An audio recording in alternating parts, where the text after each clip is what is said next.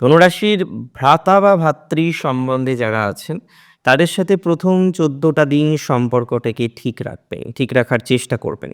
তারপরে নেগেটিভিটি অতটা আসবে না, সেটুকু সিওরিটি আমি আপনাকে দিচ্ছি। বাট প্রাথমিক পর্যায়ে আপনার কিন্তু একটু সমস্যা আসার প্রবণতা রয়েছে।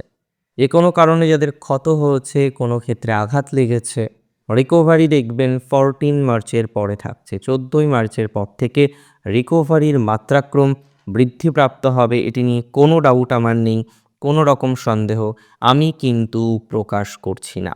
তবে যে কোনো ধরনের কুৎসা, আইনগত দিক থেকে কোনো রকমের শাস্তি, যে কোনো ধরনের বন্ধন, যে কোনো ধরনের লিমিটেশন যেখানে আপনি আপনার অ্যাকচুয়াল শক্তি বা সামর্থ্য তো দেখাতে পারছেনই না, উপরন্তু আপনার নামে আপনার আ ক্ষেত্রে বিভিন্ন রকম বদনামের জায়গা একাধিকবার আসছে।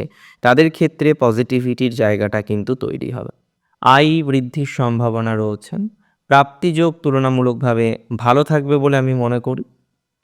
অলংকার রিলেটেড বিষয়ে ডেভেলপমেন্টের জায়গা যথেষ্ট পরিমাণে রয়েছে। অলংকার রিলেটেড বিষয়ে উন্নতির জায়গা থাকবে। কোনো অলংকার পারচেজ করতে পারেন।